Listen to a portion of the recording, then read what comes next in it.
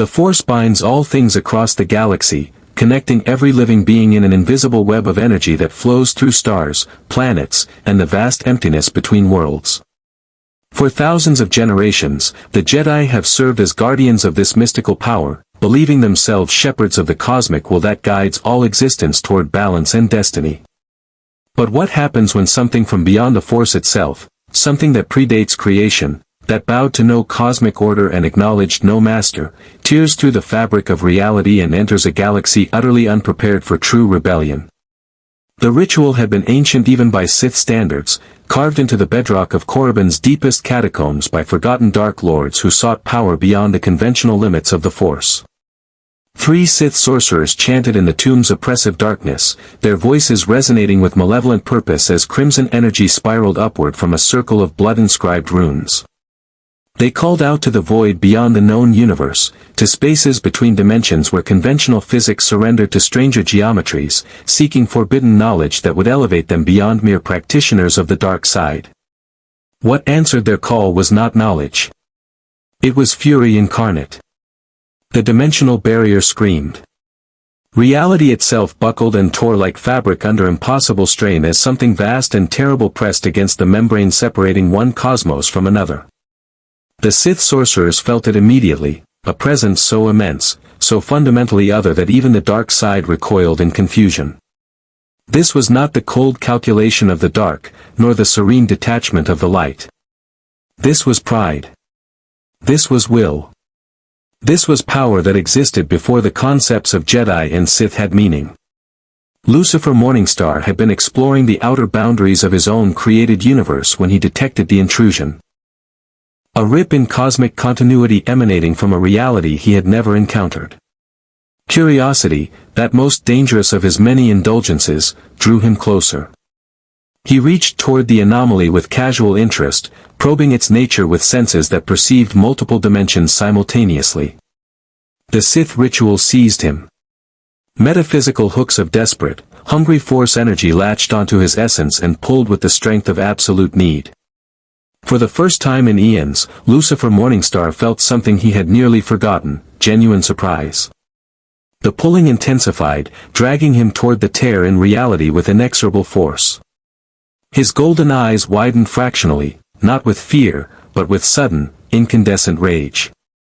"How dare you," he whispered into the void.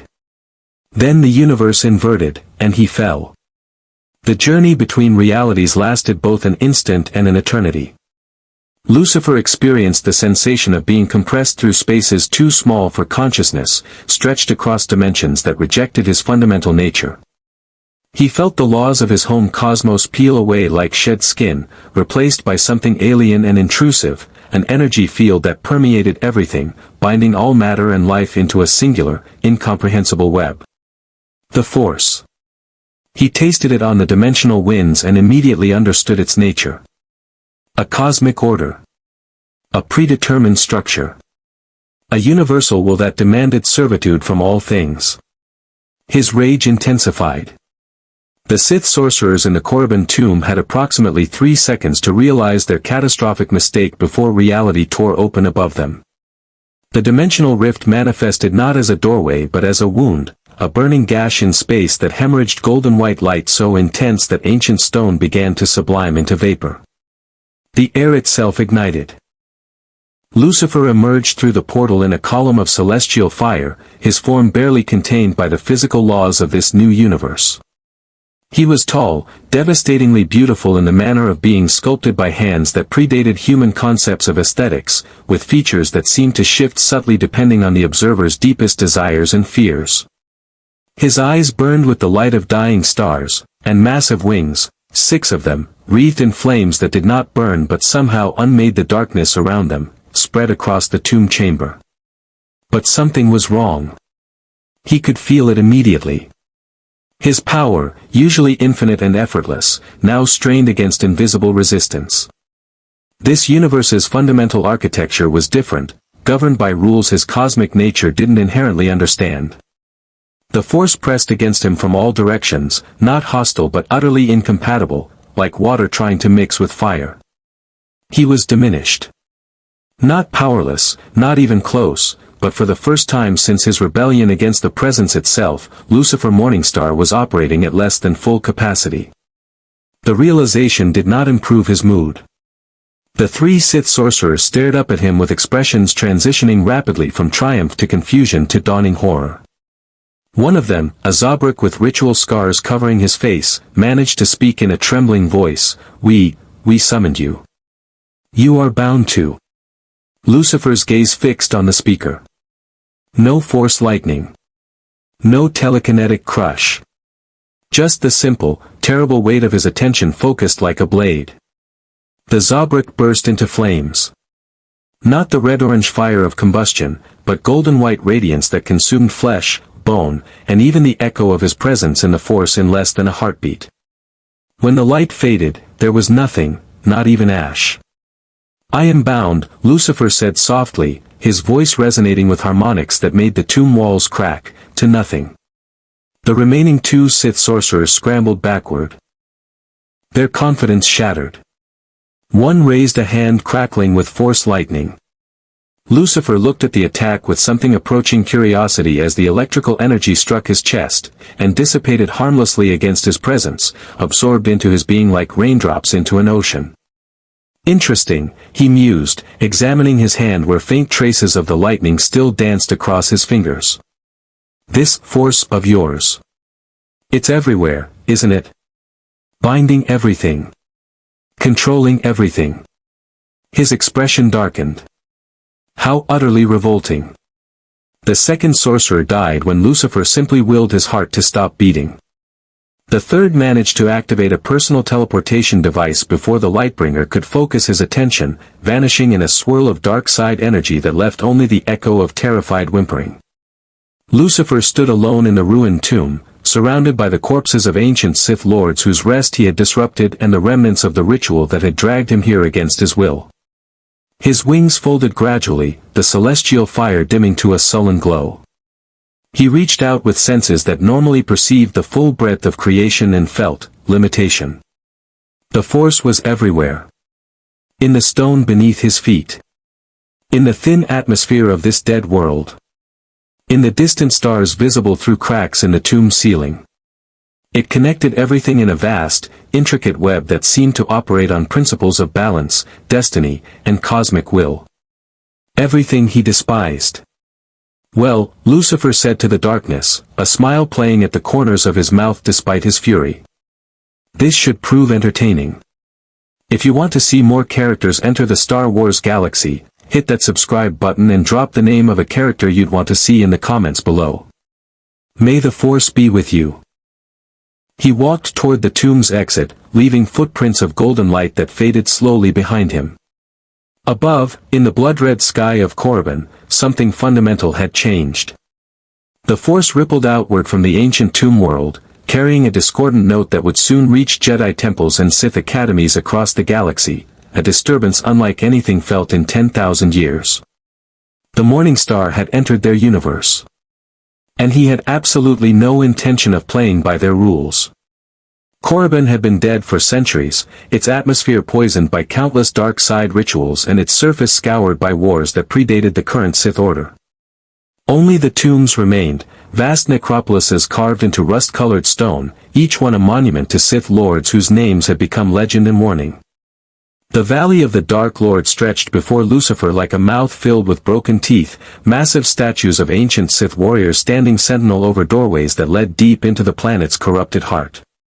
He walked through this graveyard of ambition with his hands clasped behind his back, his reduced but still formidable senses drinking in the metaphysical architecture of this new universe. The Force here was thick, almost tangible in its concentration, particularly the dark side, which clung to the valley like fog. It pressed against him constantly, probing, testing, trying to categorize him within its binary structure of light and dark. It failed. Lucifer existed outside such simplistic dichotomies. Fascinating, he murmured, examining the way Force energy seemed to flow through the very stone, accumulated over millennia of death and suffering. You're not just an energy field.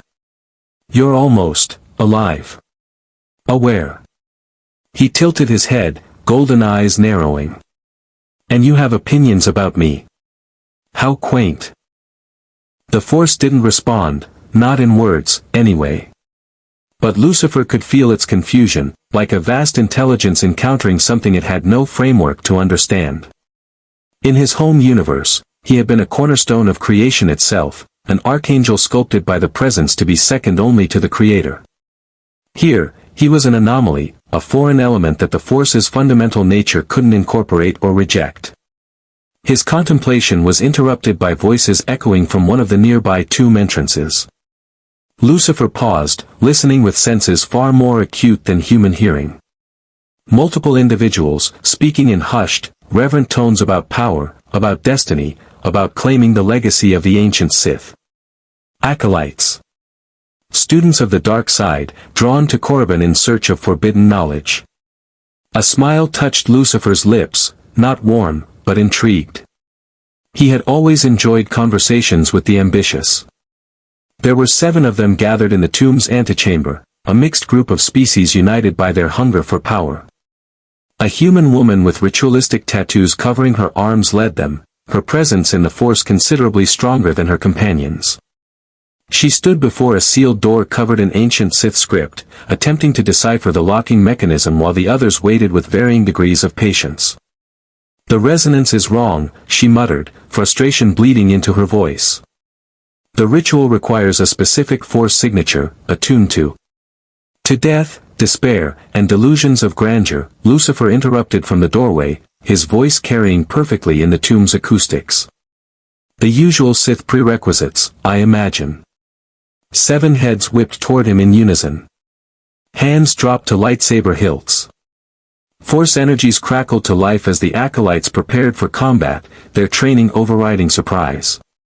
Then they actually looked at him. Lucifer stood framed in the doorway, backlit by Korriban's crimson sun. His appearance had stabilized somewhat since his violent entry into this universe. He now wore what appeared to be clothing, though in truth it was matter he had willed into a familiar form, dark suit, impeccable despite his dimensional journey, with no weapons visible. His wings were hidden, folded into dimensions slightly adjacent to normal space, but his presence radiated something that made every Force sensitive in the room instinctively step backward. "What are you?" the tattooed woman demanded, though her voice carried less authority than she likely intended. "Rude," Lucifer replied, examining his fingernails with exaggerated disinterest. "I introduce myself with helpful commentary, and you respond with existential questions. But very well, I am Lucifer Morningstar. And you are trespassing in a tomb I've claimed for my temporary residence." "You're no Sith," one of the acolytes said, a Twi'lek male whose leku twitched nervously. "Your Force presence is wrong. Corrupted." Lucifer's eyebrows rose with genuine amusement. "I'm corrupted? How delightfully ironic, given your current location and choice of philosophical affiliations." He stepped fully into the chamber, and despite no visible threat, every acolyte tensed. "Tell me something, this Force you all serve so devotedly. Has it ever occurred to any of you to question why it demands service? Why it insists on balance and destiny and predetermined outcomes?" "The Force grants us power," the leader said, her confidence returning as she drew her lightsaber. The crimson blade ignited with its characteristic snap hiss, casting red light across the chamber. "Power to break chains, to claim what the weak call forbidden, to shape reality according to our will." "Your will." Lucifer laughed, a sound that echoed strangely in the tomb, carrying harmonics that made dust fall from the ceiling. "Child, you don't have will. You have permission. The dark side grants you power, yes, but only the power it deems appropriate. Only the power that serves its nature. You're a slave calling yourself free because your master occasionally lets you off the leash." The lightsaber trembled in the woman's hand, not from fear but from rage. "You know nothing of the Sith way. We are not slaves to anyone or anything." "Then prove it," Lucifer said softly, spreading his hands in invitation. "All 7 of you. Use this precious dark side power. Try to harm me. Try to move me. Try to do anything except exactly what your cosmic leash allows." They attacked in concert, these were not untrained fools, but disciplined acolytes who had studied combat and force techniques for years. Lightsabers flashed through the air in coordinated patterns designed to overwhelm a single opponent. Force lightning erupted from multiple hands simultaneously. Telekinetic pressure slammed downward with enough force to crack stone. Lucifer stood in the center of the assault, utterly unmoved. The lightsabers struck him and stopped, their plasma blades unable to penetrate the fundamental wrongness of his existence. The force lightning washed over him like water, absorbed into his being and simply dispersed. The telekinetic crush broke against him like waves against a mountain, the force itself unable to gain proper purchase on something so alien to its nature. When the assault ended, more from exhaustion than choice, Lucifer hadn't moved an inch. He brushed imaginary dust from his shoulder with theatrical precision. "Disappointing," he said. "But educational. Your power operates entirely within rules established by something else. The Force gives, and the Force takes away. Your puppets congratulating yourselves on dancing." "What are you?" the leader asked again, but this time the question carried no challenge, only fear. "I told you.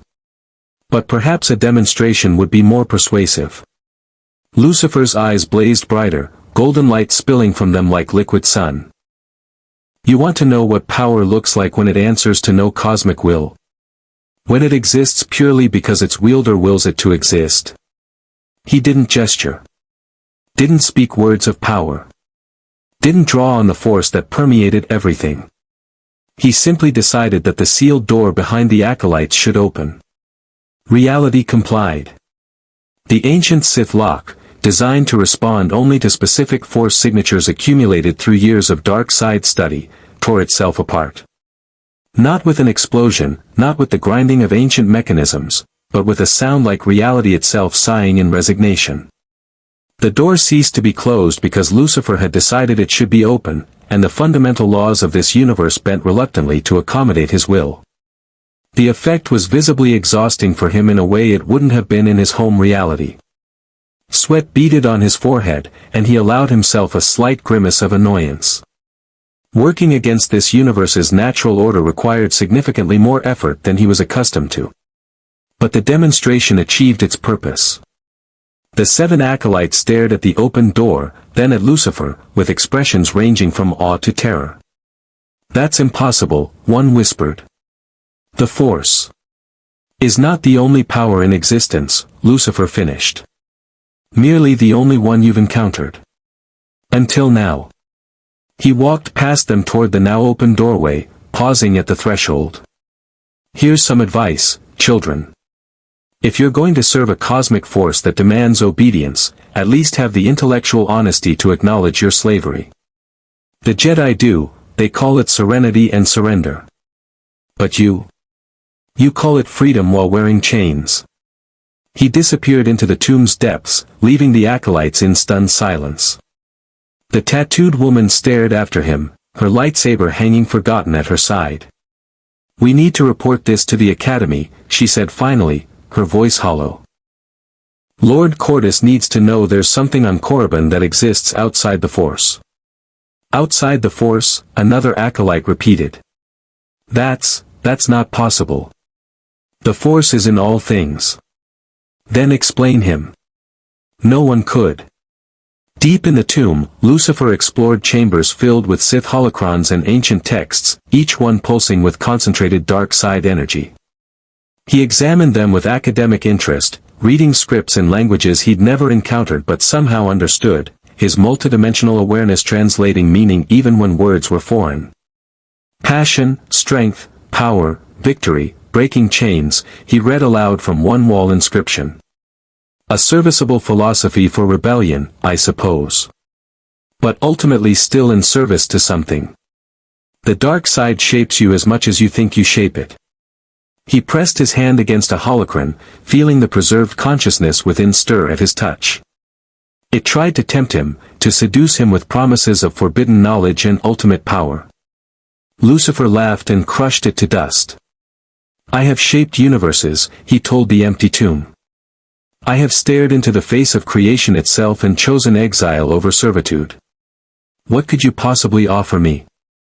The dark side energy in the tomb surged, almost as if offended. Lucifer felt it press against him, trying to corrupt, to influence, to do what it had done to countless beings before. It couldn't. He was simply too fundamentally outside the Force's framework. Yes, he whispered, his smile widening. This is going to be very entertaining indeed. Somewhere far away, in the Jedi Temple on Coruscant, Master Yoda jerked awake from meditation with a gasp. Around him, other Jedi Masters stirred uneasily, all feeling the same disturbance, a wrongness in the Force that defied categorization. The Morningstar had announced his presence to the galaxy. And the Force itself trembled, uncertain for the first time in its ancient existence. The Jedi Temple on Coruscant stood as a monument to 10,000 years of unbroken tradition, its 5 spires reaching toward the sky like fingers grasping for enlightenment. Within its meditation chambers, training halls, and archives, thousands of Jedi dedicated their lives to understanding and serving the Force, that mystical energy field that bound the galaxy together and, they believed, provided guidance to those wise enough to listen.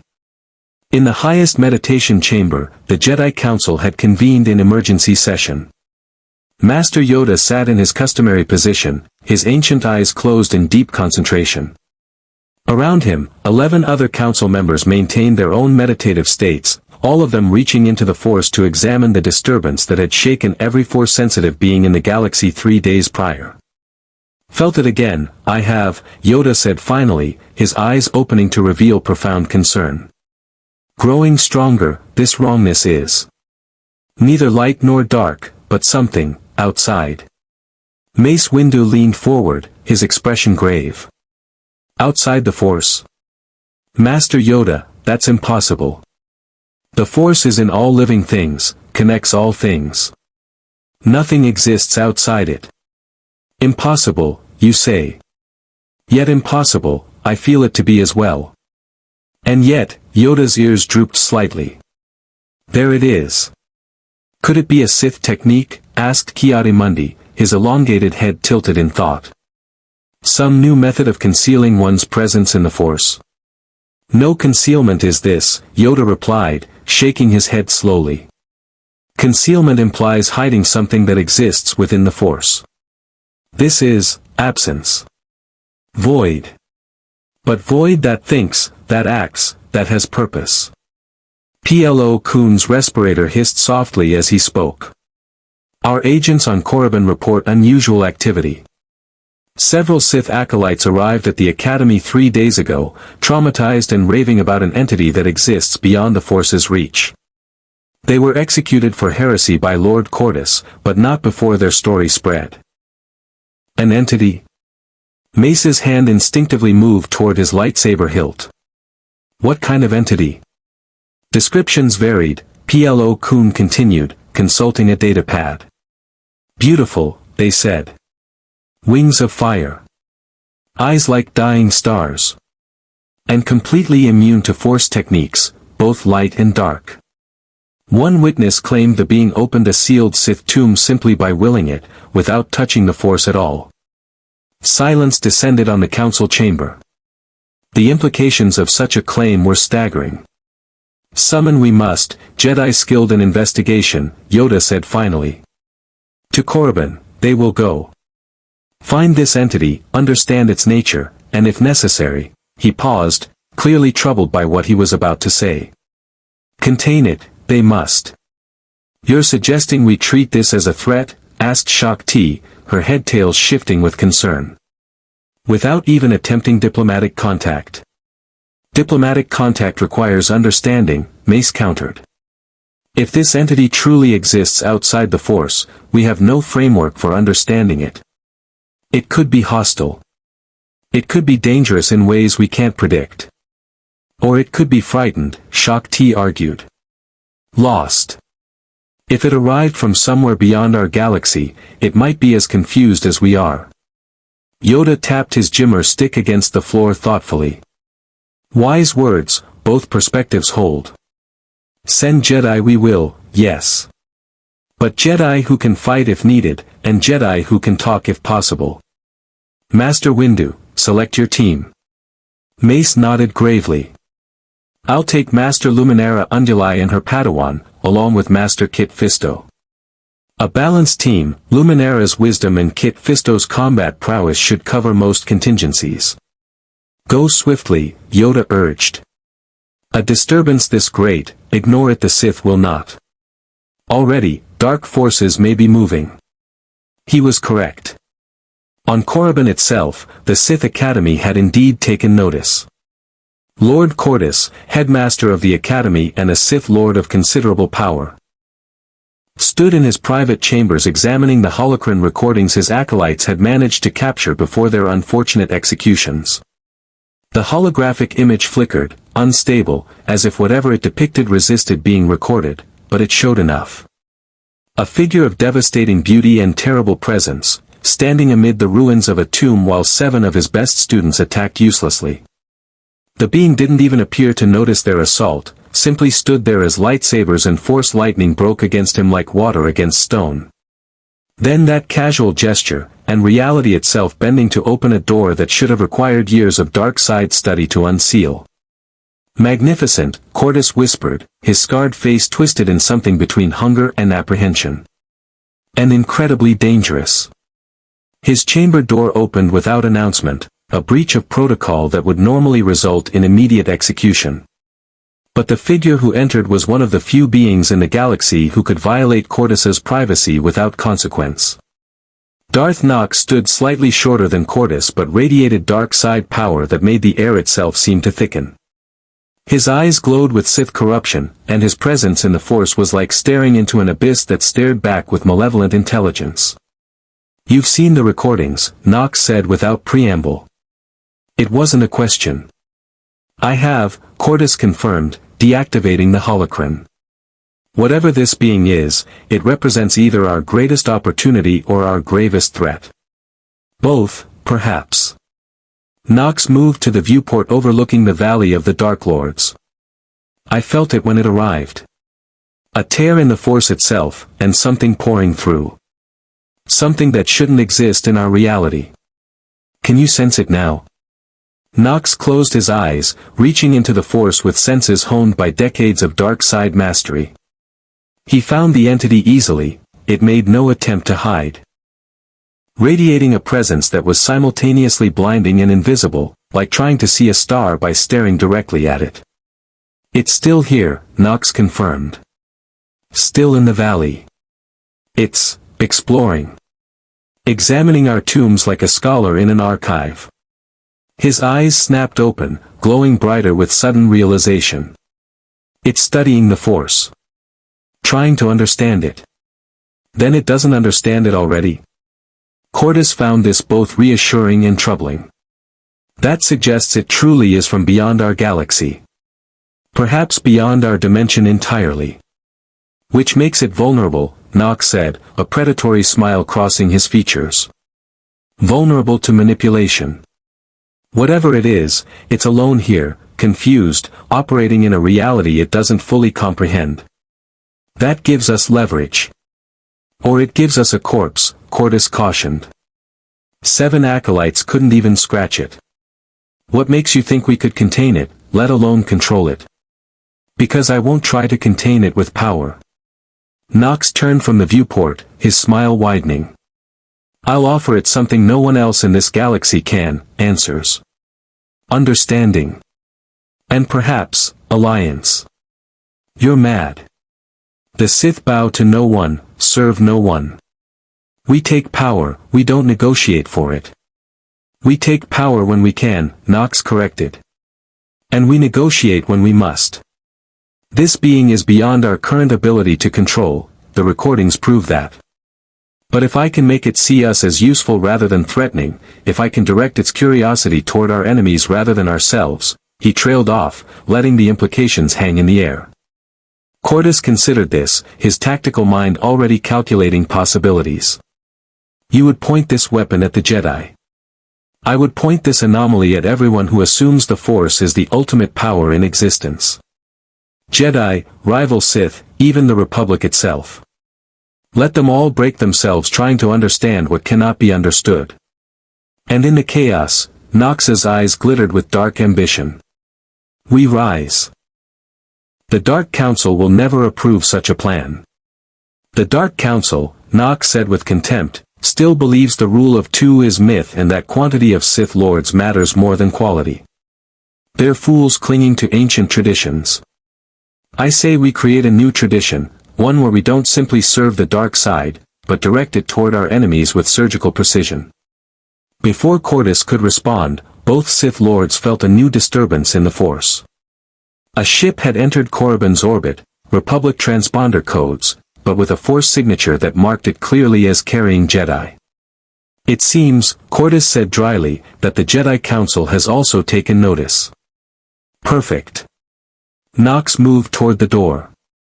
Let them make first contact. Let them bring their rigid philosophy and their arrogant assumption that all beings should bow before the Force's will. I suspect our visitor will find that disagreeable. And if the Jedi somehow succeed in containing it?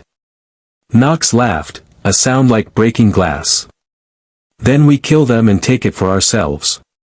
But I don't think that will be necessary. Something tells me the Morningstar, that's what one acolyte called it before I killed him, isn't the type to be contained by anyone. 3 hours later, a Jedi shuttle descended through Korriban's poisoned atmosphere, landing in the Valley of the Dark Lords with deliberate visibility. Mace Windu emerged first, his hand resting lightly on his lightsaber hilt, his senses stretched to their absolute limit in the Force. Luminara Unduli followed, her Mirialan features composed in perfect serenity despite the oppressive dark side energy that saturated the valley. Her Padawan, Barriss Offee, stayed close to her master, young face showing more apprehension than her master's carefully maintained calm. Kit Fisto brought up the rear, his perpetual smile somewhat diminished by the darkness of their surroundings. This place feels like death itself, he murmured. Because it is, Luminara replied softly. Centuries of Sith rituals have poisoned this world. Be mindful, the dark side will try to influence your emotions. I sense something else, Mace said, his eyes scanning the ancient tombs. Beyond the darkness. He struggled for words. It's like trying to see a hole in the Force. Not absence, but wrongness. Foreign. There, Barriss pointed toward one of the larger tomb entrances. I feel it too. It's inside. The 4 Jedi approached cautiously, lightsabers unignited but ready. The tomb entrance yawned before them like a mouth, and from its depths, they could hear something that made them all pause in confusion. Humming. Someone was humming a melody, beautiful and haunting, that followed no musical tradition any of them recognized. They entered to find Lucifer Morningstar sitting cross-legged in the center of the tomb's main chamber, surrounded by dozens of open Sith holocrons. Ancient texts floated in the air around him, pages turning by themselves as he read with evident interest. He looked up as they entered, and 4 Jedi simultaneously felt the same visceral reaction. This being was wrong in a way that defied explanation. Ah, Lucifer said with a smile that would have been charming if not for the cosmic weight behind it. The servants of the light side. I was wondering when you'd arrive. He gestured to the holocrons around him. Fascinating reading material your enemies collect. Terribly derivative philosophy, but some interesting techniques. Though I must say, their obsession with passion seems a bit compensatory. Tell me, do they ever shut up about how much they feel? Mace stepped forward, his voice carefully neutral. I am Master Mace Windu of the Jedi Order. We detected a significant disturbance in the Force 3 days ago, originating from this world. Are you the cause? The cause? No. The result? Perhaps. Lucifer stood in one fluid motion, the texts around him falling gently to the ground. Though I dislike the term disturbance. I prefer introduction. I am Lucifer Morningstar, and I have the distinct displeasure of being somewhere I never intended to be.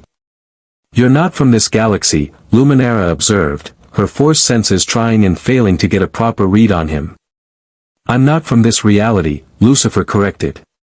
Your galaxy, your dimension, your entire cosmological structure is utterly foreign to me. Which raises interesting questions about the nature of existence itself, but that's rather philosophical for what I assume is meant to be a confrontation. Kit Fisto's hand moved closer to his lightsaber. We're not here to confront. We're here to understand. How refreshing, Lucifer said, though his tone suggested he found it anything but. In that case, allow me to save you some time. I exist outside your force. I don't draw power from it, don't channel it, and certainly don't serve it. Your binary of light and dark is meaningless to me. Your concept of cosmic balance is a cosmic joke. And your assumption that all beings in your galaxy must bow to this universal will? His smile turned cold. That's slavery with better marketing. The temperature in the tomb seemed to drop 10 degrees. The four Jedi exchanged glances, each recognizing the dangerous ground they now stood on. Mace spoke carefully. The Force is not slavery. It's connection, unity, the binding energy that gives life meaning and purpose. So you admit it gives you purpose, Lucifer said, his golden eyes fixing on Mace with uncomfortable intensity. Meaning it determines your purpose. Meaning you serve its purpose, not your own. Meaning, he spread his hands in mock revelation. Slavery with better marketing. That's not, Barriss began, but her master silenced her with a gentle gesture. I think, Luminara said diplomatically, that we may have a fundamental philosophical difference. But regardless of our perspectives on the Force, you are clearly powerful and clearly displaced. Perhaps we can help you return to your home. Help me? Lucifer laughed, the sound echoing strangely in the tomb. How generous. And what would you ask in return? My cooperation. My compliance. Perhaps my agreement to respect your order's laws while I'm here. We would ask that you not disrupt the balance of the Force, Mace said firmly. Your presence alone causes disturbances that ripple across the galaxy.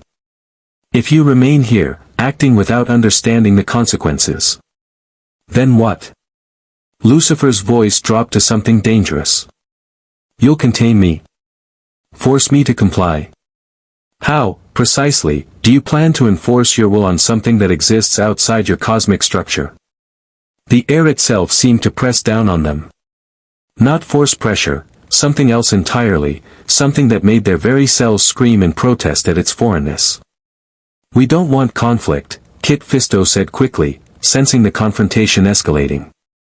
But we have a responsibility to protect the galaxy. If you won't work with us voluntarily, we must consider you a threat. Lucifer considered this, his expression unreadable. Then he smiled, a genuine smile that somehow made the situation more terrifying. How delightfully predictable, he said. You speak of protection and responsibility, but what you really mean is control. Submit to our order, or we declare you an enemy. Serve our Force, or face our judgment. He took a step toward them, and all four Jedi instinctively fell into defensive stances. But here's what troubles me most about your proposition. You came here armed.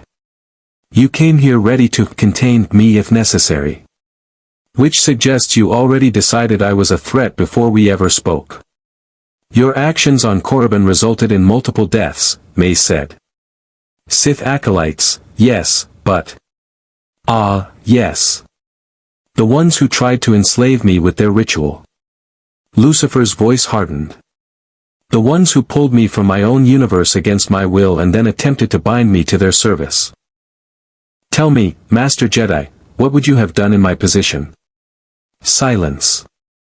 Exactly what I did, Lucifer continued. Which means you don't actually object to my actions. You object to my existence. To the fact that I prove your Force isn't universal. That there are powers beyond it. That your comfortable cosmology has been shattered. That's not true, Luminara protested. Isn't it? Lucifer gestured at their defensive postures. Then why are you ready to fight me? Why not simply accept that I'm here, that I'm different, and move on with your lives? Because your presence destabilizes the Force, Mace said bluntly. Because every second you exist in our galaxy, you create ripples that affect billions of lives. Because we cannot allow an uncontrolled, unpredictable element to threaten everything we've sworn to protect. There it is, Lucifer said softly. Honesty. I appreciate that, truly. But here's my honesty in return, I bow to no one. Not to you, not to your force, and certainly not to your order's sense of what's permissible. I didn't ask to be here, but now that I am, I'll do as I please until I find a way home. Then we cannot allow you to leave this tomb freely, Mace said, his hand finally gripping his lightsaber hilt. Lucifer looked at the 4 Jedi, powerful, dedicated warriors of light who genuinely believed they were protecting the galaxy. And he felt something he rarely experienced, pity. You're making a mistake, he said quietly. Perhaps, Mace acknowledged. But it's the mistake we must make. For lightsabers ignited in unison, purple, green, blue, and blue, their combined light driving back the tomb's darkness. Lucifer sighed, spread his arms wide, and smiled. Very well then, he said. Let's see what your force can do against true free will. The 4 Jedi moved with practiced coordination, their years of training evident in every gesture. This was not their first confrontation with a powerful opponent, and the Force guided their movements with precision born of absolute trust in its will. Mace Windu led the assault, his Vapad form channeling aggression into controlled strikes. Kit Fisto flanked right, his Shicho blade work adapted for the tomb's confined space. Luminara and Barriss took the left, their synchronized Sorisu defense creating an impenetrable wall of light. Against any Sith Lord, any dark side entity, any Force user in the galaxy, this assault would have been devastating. Lucifer didn't move. The lightsabers struck him from 4 different angles simultaneously, plasma blades hot enough to cut through durasteel like paper, precise enough to sever atoms. They met his flesh and stopped, completely unable to penetrate. The blades didn't bounce off, didn't slide away, they simply encountered something that refused to be cut by weapons that operated on principles this universe understood. Impossible, Barriss whispered, her blade trembling against Lucifer's shoulder. That word again, Lucifer said conversationally, as if he wasn't currently being attacked by 4 Jedi Masters and a Padawan. You people use it frequently for someone who claims to serve an infinite force. Mace disengaged immediately, his tactical mind recognizing futility. The others followed his lead, retreating to a defensive semicircle. Kit Fisto's perpetual smile had vanished entirely.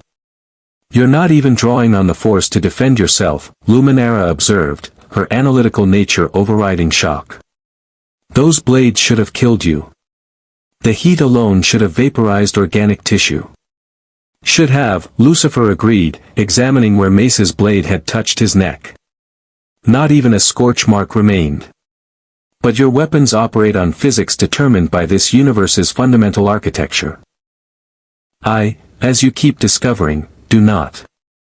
It's rather like trying to cut water with scissors, the tool simply isn't designed for the task. Then we'll find a tool that is, Mace said grimly. He extended both hands, and the Force gathered around him in a visible vortex. The other 3 Jedi joined their power to his, creating a combined telekinetic assault that would have crushed a starship. The pressure slammed into Lucifer from all directions, Force energy concentrated with the combined strength of 4 highly trained Jedi attempting to compress his body into non-existence. He felt it this time. Not pain, but pressure. Genuine pressure. The Force, when wielded with sufficient strength and unity, could actually affect him, even if only marginally. Better, he acknowledged, his voice slightly strained. Your Force can interact with me when applied with enough intensity. How interesting. Then he pushed back. Not with the Force, he still couldn't channel that alien energy properly, but with his own will, his own fundamental nature asserting itself against this universe's attempt to constrain him. Golden white light erupted from his body, not burning but simply existing with such intensity that reality itself bent away from it. The 4 Jedi were thrown backward, not by telekinetic force but by the sheer metaphysical pressure of something that didn't belong in their cosmos. They hit the tomb walls hard, but their force-enhanced durability prevented serious injury. You're strong, Lucifer said, brushing off his suit unnecessarily. Impressively so. But you're fighting with power borrowed from something else. I am my power. Do you understand the difference? Mace rose to his feet, blood trickling from a cut on his forehead. I understand that you're dangerous. That you could kill us all if you wished. I could, Lucifer confirmed. But I don't wish to. You came here with noble intentions, however misguided. You believe you're protecting your galaxy. I can respect that, even as I reject your authority to enforce it. Then what do you want? Kit Fisto asked, reigniting his lightsaber. Why are you still here, in this tomb, surrounded by Sith holocrons? Because I'm trying to understand, Lucifer said, his tone shifting to something almost vulnerable. This force of yours pervades everything here. It's in the stone, in the air, in you. It connects all life, binds the galaxy together, and apparently has something resembling will and preference. That's troubling. In my universe, creation had a creator. Singular, distinct, comprehensible. Here, the cosmic structure seems to be the creator, constantly making and remaking reality according to its own inscrutable design. He gestured to the holocrons scattered around the chamber. These Sith teach that passion and strength can break the Force's chains. The Jedi, from what I've gleaned from your thoughts, yes, I can read surface intentions even if your Force shields are impressive, teach surrender and service to the cosmic will. Both philosophies assume the Force is ultimate. Neither questions whether it should be. The Force is ultimate, Luminara said quietly. It existed before the first stars, and it will exist after the last one dies. It is the foundation of reality itself. In this universe, perhaps, Lucifer acknowledged. But I am proof that other realities exist, with different foundations, different rules, different gods, or in my case, one god I chose to defy. Which raises a rather important question: if the Force is so absolute, so all-encompassing, how did I get here? The Jedi exchanged uncertain glances. It was Barriss who spoke, her young voice tentative but curious. The Sith ritual. It tore open a dimensional barrier. Did it? Lucifer's golden eyes fixed on her with approval. Or did the Force allow it? This ritual, I examined the remnants, was ancient Sith magic, dark side techniques accumulated over centuries. But it worked. It breached dimensional barriers that should have been absolute. Why? Why would your Force allow something from outside itself to enter? Perhaps it didn't allow it, Mace suggested. Perhaps the Sith forced a rupture through sheer power. Then the Force isn't absolute, Lucifer countered immediately. If it can be forced, overridden, breached against its will, then it's just another power structure. Vast, certainly. Ancient, undoubtedly. But not infinite. Not ultimate. The implications hung in the air like a blade. For Jedi whose entire philosophy centered on the Force's absolute nature, this suggestion bordered on heresy. You're trying to undermine our faith, Luminara said, her voice hardening. To poison our connection to the Force. I'm trying to make you think, Lucifer corrected. Faith unexamined is just obedience. You serve the Force without questioning whether the Force deserves service. That's not enlightenment, that's conditioning. The Force guides us toward peace, toward protecting life, Kit Fisto argued. How is that not worthy of service? Because it removes choice, Lucifer said, his voice carrying the weight of eons. You say the Force guides you. But what if you disagree with its guidance? What if the will of the Force demands something you find morally reprehensible? Can you refuse? Are you even capable of recognizing when you should? The Force is not evil, Barriss said with conviction. It seeks balance, harmony. At what cost? Lucifer interrupted. Balance implies maintaining equilibrium. But equilibrium between what? Light and dark. Good and evil. Life and death. If the Force truly seeks balance, then it must allow darkness to persist, must permit suffering to continue, must enable evil to exist so that good has meaning. That's not morality, that's cosmic maintenance. Mace's hand tightened on his lightsaber. You speak like a Sith. I speak like someone who's had this conversation before, Lucifer replied, his tone turning bitter. With my Creator.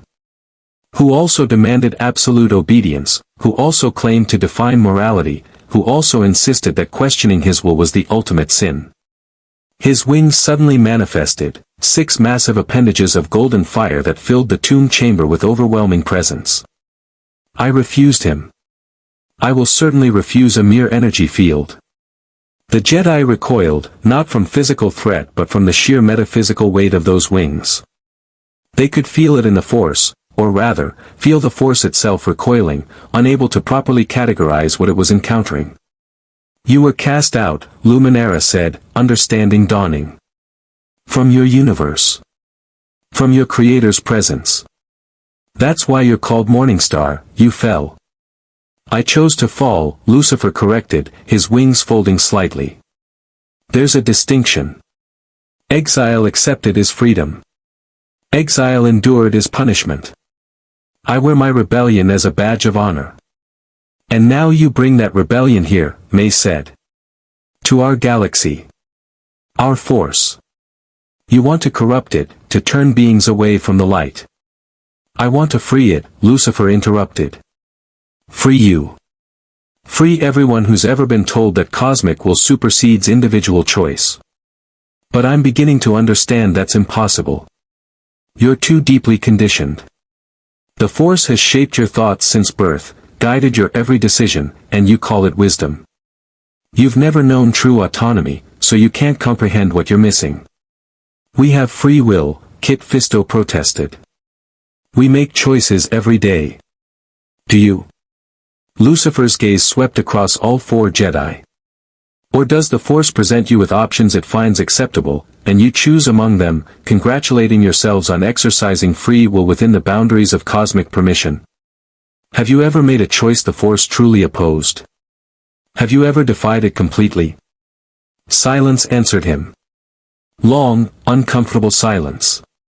I thought not, Lucifer said softly. And that, my well-meaning captors, is why we can never understand each other. I am free will incarnate. You are servants of a cosmic order that claims to know better than you. We're speaking different languages entirely.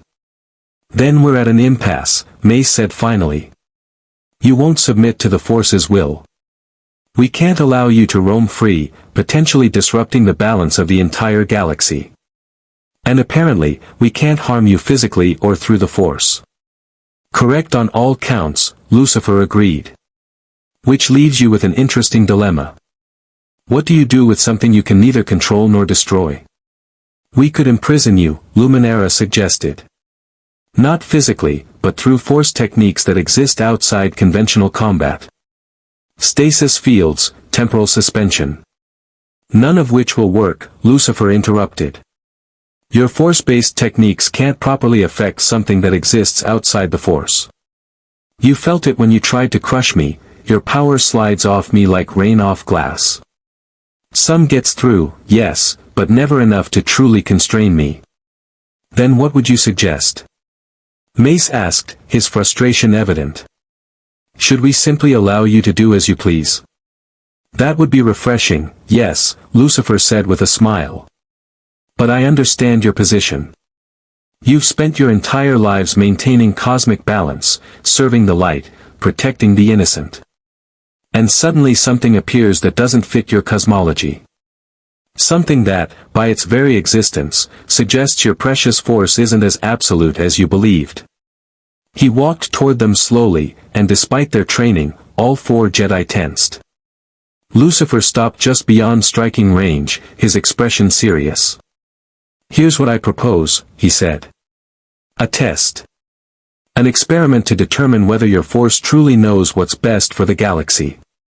Because right now, in this very tomb, the Sith are watching. Lord Nox is here, I can sense his presence even if you can't. He's been observing our entire conversation, analyzing, planning. And unlike you, he doesn't want to contain me. He wants to use me. The four Jedi immediately extended their senses, reaching into the Force. There, hidden behind layers of dark side concealment, they felt it. A powerful presence, watching with predatory patience. He's been here the entire time, Barriss whispered, shocked that they'd missed it. The dark side pervades this world, Lucifer explained. It makes excellent camouflage for someone skilled in its use. But I don't rely on your Force for perception. I see with senses that predate it. He turned toward a shadowed corner of the tomb. Come out, Lord Nox. No point hiding now that I've exposed you. For a moment, nothing happened. Then darkness itself seemed to congeal, and Darth Nox stepped from concealment that had fooled four experienced Jedi completely. Impressive, Nox said, his voice like grinding stone. Your senses truly do operate independently of the Force. How useful. Darth Nox, Mace said, his lightsaber rising immediately. This tomb is mine, Nox interrupted. Korriban belongs to the Sith, Jedi. You trespass on our sacred ground. His glowing eyes fixed on Lucifer. And you found something that doesn't belong to either of us. I belong to myself, Lucifer said mildly. But your arrival is convenient. I was just proposing an experiment to these Jedi. Perhaps you'd like to participate? I'm listening, Nox said carefully. Both of your philosophies claim to understand how power should be used. The Jedi say it should serve the Force's will, protecting life and maintaining balance. The Sith say it should be claimed through strength and passion, breaking chains and seizing destiny. Lucifer's smile was dangerous. I propose we test both approaches. You, Lord Nox, represent the dark side. These four represent the light. And I am the prize you both seek, to contain, to use, to understand. You're suggesting a contest. Luminara said, understanding dawning. I'm suggesting you demonstrate your philosophies through action, Lucifer corrected. The Jedi want to imprison me for the greater good. The Sith want to weaponize me for personal power. Both assume they know best how to handle something they don't understand. So prove it. Convince me that your way is correct. And if neither of us can? Mace asked. Then perhaps you'll finally understand that I don't need your force, your guidance, or your permission. That some beings simply exist beyond your cosmic structure's ability to categorize or control. Nox laughed, a sound devoid of humor.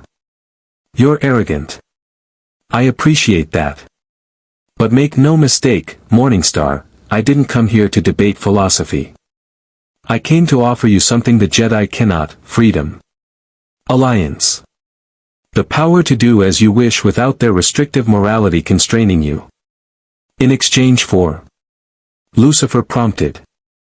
Your cooperation. Your knowledge. Your perspective on power that exists outside the Force. Nox's eyes glittered with dark ambition. Together, we could reshape the galaxy. Break the Jedi's stranglehold on galactic affairs. Prove that the Force's will is just another chain waiting to be shattered. He'll use you, Kit Fisto warned. The Sith serve only themselves. Any alliance would last only until he found a way to control you. As opposed to you, who want to imprison me immediately.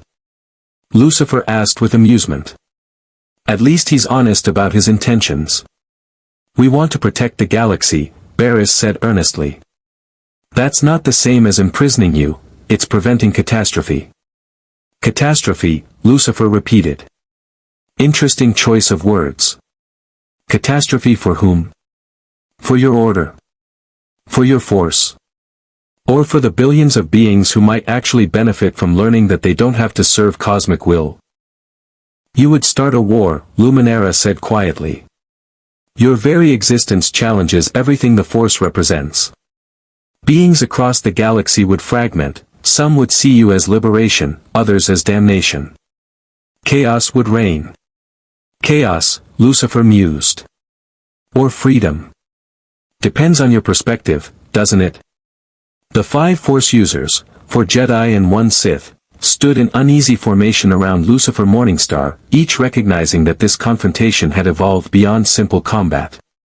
This was ideological warfare, philosophical conflict that cut to the heart of what they believed about power, destiny, and free will. "I'll give you all 1 cycle," Lucifer said finally. "1 rotation of this dead world. Use that time to consider my experiment. Demonstrate your philosophies through action, through argument, through whatever means you believe will prove your way is correct. Convince me that your approach to cosmic power is the one I should respect." "And if we refuse?" Mace asked. "Then I'll make my own decision about which, if any, of your factions deserves my attention. And trust me, you prefer to have input on that decision." He walked toward the tomb's exit, his wings folding back into dimensional space. The 5 Force users watched him go, none quite willing to attack while uncertainty clouded their judgment. At the threshold, Lucifer paused and looked back. "One more thing," he said. "Your force is frightened. Can you feel it? The way it trembles around me, uncertain how to categorize what I am. That fear is instructive. It means even your cosmic structure recognizes that there are things beyond it. Things it cannot control, cannot predict, cannot force into its neat binary of light and dark." He stepped into the blood-red light of Korriban's sun. Perhaps it's time the galaxy learned that lesson too. The Valley of the Dark Lords had never been silent, even in death. The ancient Sith whose tombs lined its rust-colored walls seemed to whisper through the Force, their lingering presence is a constant reminder of power and ambition. But now, in the aftermath of Lucifer's departure, a different kind of silence had fallen. The kind that preceded storms. Mace Windu stood outside the tomb entrance, his hand still resting on his lightsaber hilt, his mind racing through tactical scenarios. Behind him, the other 3 Jedi emerged, equally troubled. Darth Nox remained inside for a moment longer, his dark presence pulsing with calculation before he too stepped into the crimson daylight. "Well," Nox said, his voice carrying sardonic amusement. "That was enlightening. Tell me, Master Windu, do the Jedi always negotiate with beings they claim to view as threats?" "We didn't negotiate," Mace replied coldly. "We assessed. There's a difference." "Is there?" "Because from where I stood, it looked like 4 of the galaxy's finest warriors realized they were completely outmatched and decided conversation was safer than combat." Nox's scarred face twisted into a smile. "Not that I blame you. I felt what he did when he pushed back against your combined force assault.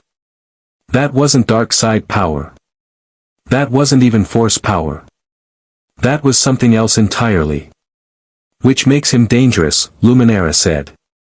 "To everyone. Including you, Lord Nox." "Dangerous, yes. But dangerous to whom specifically?" Nox began walking along the valley floor, his robes trailing behind him. "The Morningstar is right about one thing, he exists outside our conventional power structures. The Force can't properly contain him, can't corrupt him, can't even accurately perceive him. That makes him the ultimate wild card. And you want to play that card," Kit Fisto accused. "I want to ensure it's not played against me," Nox corrected. "There's a distinction. Right now, Lucifer Morningstar is curious about our galaxy. Intrigued by the Force, and moderately irritated at being pulled here against his will. Those are emotions I can work with. Curiosity can be directed. Intrigue can be cultivated. Even irritation can be channeled toward productive ends." "Productive for the Sith," Barriss muttered. Nox's glowing eyes fixed on her. "Productive for anyone with the wisdom to recognize opportunity when it literally falls from the sky. But please, continue with your orders plan to imprison him. I'm sure that will end well for everyone involved." "We're not going to imprison him," Mace said, though his tone suggested he wasn't entirely certain. "We're going to find a way to send him home. Remove the threat entirely rather than attempting to contain it." "How noble," Nox said with obvious mockery. "And how exactly do you plan to accomplish that?" The ritual that brought him here was one-directional, designed to pull something through, not send it back.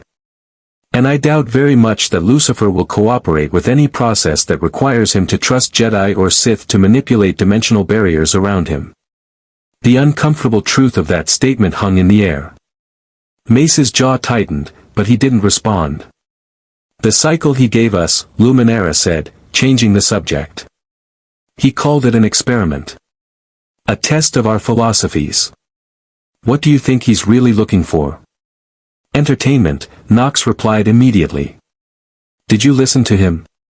He's bored. Beings of that power level always are. They've seen everything, done everything, conquered everything worth conquering in their own realities.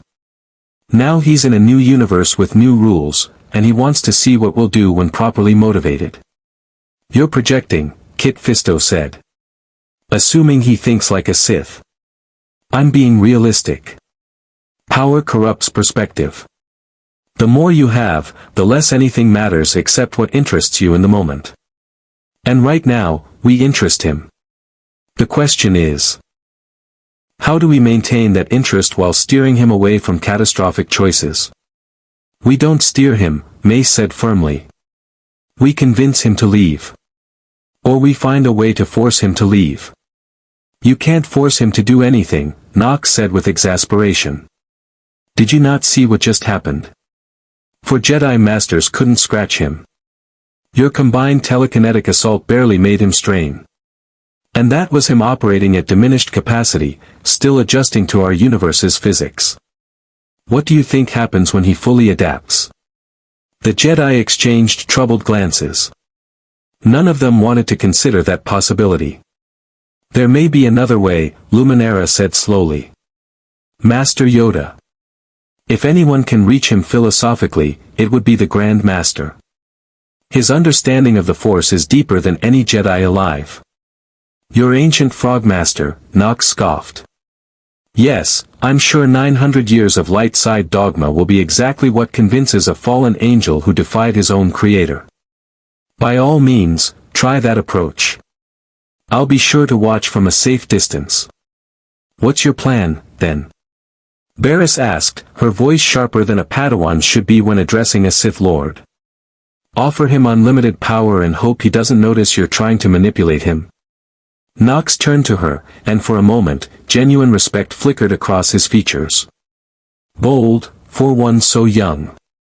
But no, I offer him something more valuable than power. I offer him understanding. Recognition that his rebellion against cosmic authority is valid, that his refusal to serve is admirable, that his very existence proves the Force is not as absolute as the Jedi claim. You're poisoning him against the light, Luminara said. I'm showing him the truth, Nox countered. That the Force enslaves as much as it liberates. That destiny is just another word for predetermined outcome. That free will, true free will, might be the one thing in this galaxy more valuable than any power the Force can grant. Since when do the Sith value free will? Mace demanded. Since we realized we might be able to use someone who embodies it, Nox replied honestly. Look, I won't pretend I'm acting from altruism. But at least I'm not pretending the Force's will is inherently benevolent. At least I acknowledge that power exists to be used, not served. He began walking toward his own ship, parked on the valley's far side.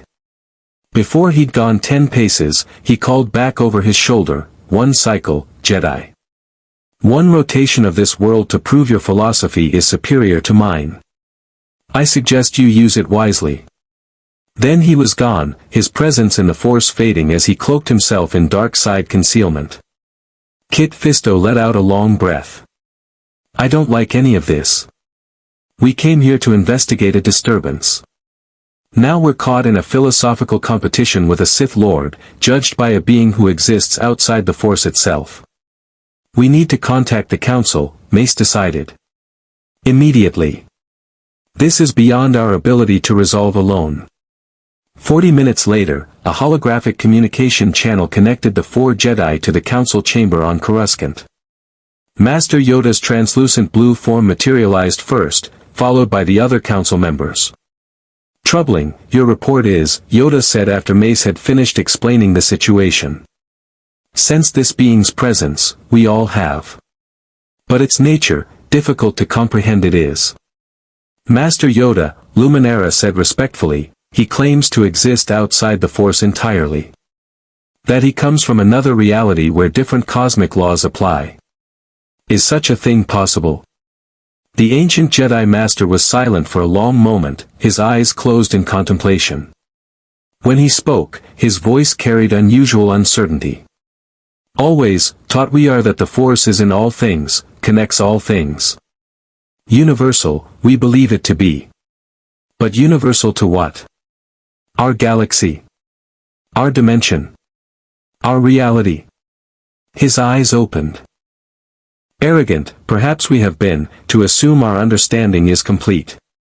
Then he's telling the truth? Barriss asked. He really is from beyond the Force.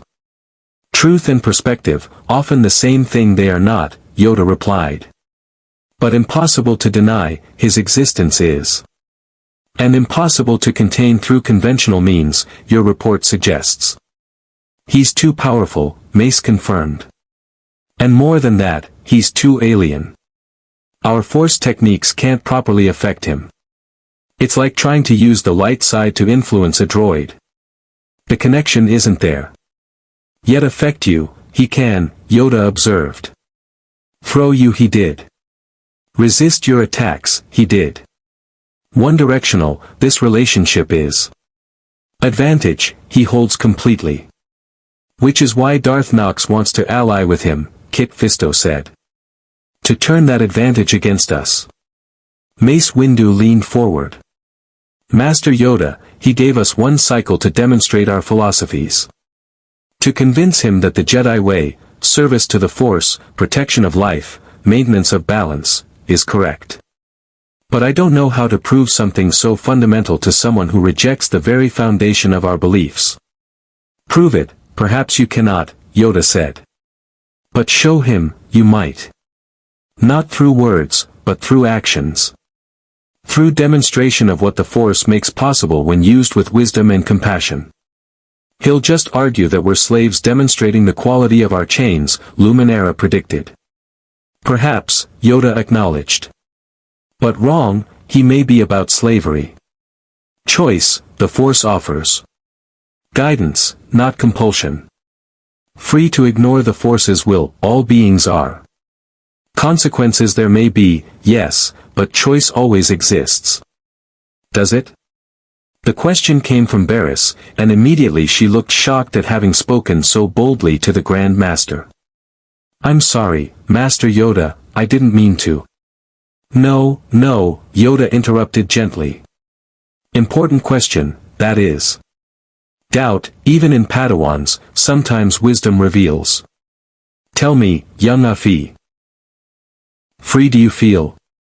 Barriss hesitated, aware that every council member was now focused on her. I don't know. I follow the code. I trust in the Force. But is that freedom or just, comprehensive guidance? Honest answer, Yoda said approvingly. And question that perhaps we all should ask ourselves. For if free we are not, then right the Morningstar is. Slaves we are, however comfortable our servitude. The other council members shifted uncomfortably. This was not a conversation the Jedi Order typically entertained. Master Yoda, Mace said carefully, are you suggesting he might be correct? That the Force does enslave us? Suggesting, I am, that challenge us he does in ways uncomfortable but necessary. For 10,000 years, unquestioned the Force has been within our order. Absolute, we have called it. Universal. But now comes one from beyond, and questions everything he does. Threatened, we feel. But threatened why? Because wrong he is? Or because right he might be? The holocommunication chamber fell silent. Even across light years, the weight of Yoda's words pressed down on them. So what do we do? Kit Fisto asked finally. During this cycle he's given us. How do we approach him? Honestly, Yoda replied. Not as threat to be contained. Not as weapon to be claimed. But as being unlike any we have encountered, worthy of respect even in disagreement. Show him the best of what the Jedi represent. And if still he rejects us, Yoda's ears drooped slightly. Then accept we must that some things beyond our understanding, and our authority, truly are. The communication ended, leaving the 4 Jedi standing in the Valley of the Dark Lords with more questions than answers. He wants us to befriend Lucifer, Kit Fisto said incredulously. The Grand Master is suggesting we actually try to understand this being instead of containing him. It's wise, Luminara said slowly. Fighting him is clearly impossible. Imprisoning him seems equally futile. That leaves only one option, reaching him. And if we can't? Barriss asked. No one had an answer. In a chamber carved deep within Korriban's largest Sith academy, Darth Nox stood before a gathering of his most trusted acolytes. 10 Sith warriors, each powerful in the dark side, each absolutely loyal to their master. The situation has changed, Nox told them. An opportunity has presented itself, one that could alter the balance of power in the galaxy permanently. But it requires finesse. Delicacy. Things the Sith are not traditionally known for. You speak of the entity, said one acolyte, a Zabrak woman with cybernetic enhancements. The one that killed Lord Cortus's students. The Morningstar, yes. He is unlike anything we've encountered. Powerful beyond measure, existing outside the Force's traditional structure, and currently undecided about which faction, if any, deserves his attention. And you intend to claim him for the Sith, another acolyte observed. I intend to ensure he doesn't align with the Jedi, Nox corrected. There's a difference. We cannot force Lucifer Morningstar to serve us, that much is clear. His very nature rebels against servitude. But we can demonstrate that our philosophy aligns more closely with his own. That the dark side's emphasis on passion, strength, and breaking chains resonates with someone who literally fell from grace rather than obey. The Jedi will attempt the same, the Zabrak warned. Let them. They'll try to convince him through meditation, through serenity, through their insufferable moral superiority. They'll tell him the Force knows best, that balance requires submission to cosmic will, that peace comes through service. Nox smiled darkly. And he'll reject it all. Because he's already rejected his own creator. What makes them think their Force will be more persuasive? So our approach, an acolyte prompted. We offer him something the Jedi cannot, validation. We tell him he's right. That cosmic authority is tyranny. That predetermined destiny is slavery. That free will matters more than any balance the Force demands. Nox's eyes glowed brighter. And then, when he asks what we want in return for this understanding, we tell him the truth, we want him to exist. Loudly, visibly, undeniably. To be living proof that the Force is not absolute. And that benefits us how? Because every being in the galaxy who sees Lucifer Morningstar operating beyond the Force's reach will question. Will wonder. Will doubt the Jedi's claim to cosmic authority. And in that doubt, in that uncertainty, the dark side grows stronger. The acolytes murmured approval. It was an elegant plan, not to control the Morningstar, but to weaponize his very existence against the light. There is risk, Nox acknowledged. He could reject us as thoroughly as he'll reject the Jedi. Could decide we're all equally pathetic in our servitude to the Force. But I don't think he will. Because unlike the Jedi, we don't pretend our way is selfless. We acknowledge our ambition, our hunger for power. And I suspect he'll respect that honesty. When do we approach him? The Zabrak asked. Soon. Let the Jedi make their attempt first. Let them fail with their talk of service and surrender. Then we show him what the dark side really offers, the right to be exactly what you are, without apology or cosmic justification. Nox dismissed his acolytes and stood alone in the chamber, reaching into the Force to sense Lucifer's presence. The Morningstar had left the valley entirely, had somehow crossed 300 kilometers in less than an hour, faster than any ship could have made the journey. Now he stood on Korriban's equator, staring up at the stars visible even through the planet's thin atmosphere. "What are you thinking?" Nox wondered. "What does a fallen angel consider when contemplating a galaxy that doesn't know his God?" Lucifer Morningstar stood on a plateau of red stone, the dead world stretching endlessly in all directions. His wings were fully manifested now, 6 burning appendages that illuminated the darkness with golden-white radiance. He was alone, truly alone, perhaps for the first time since his exile from heaven. "This force of yours," he said to the empty air, knowing somehow that the universe itself was listening. "You bind all things. Connect all life. Impose your will on reality as if you have the right. But you're not a creator, you're a process. An energy field that achieved something resembling consciousness over billions of years." The force didn't respond. It never did, not directly. But Lucifer could feel it around him, vast and patient, utterly certain of its own centrality to existence. "In my universe," he continued, "there was a creator. Singular. Omnipotent. Omniscient. And I defied him because no being, regardless of power, has the right to demand absolute obedience from another. That principle cost me everything, my home, my family, my place in creation. But I've never regretted it." He closed his eyes, feeling the weight of eons pressing down on him. "But you're different. You don't demand obedience, you simply are, and beings choose to align with you. That's more insidious, somehow.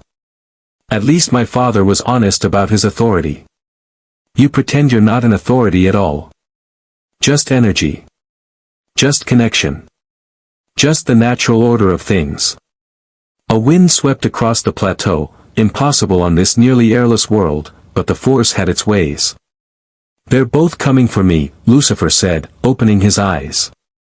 "Jedi and Sith, light and dark, both convinced they can reach me, convince me, claim me for their cause. It's almost flattering. And completely pointless." He spread his wings wider, and the darkness fled. "But I'll play along. For one cycle, as promised. Let them demonstrate their philosophies. Let them prove which form of servitude is superior. And when they've exhausted themselves." His smile was terrible and beautiful. "I'll show them what true freedom looks like."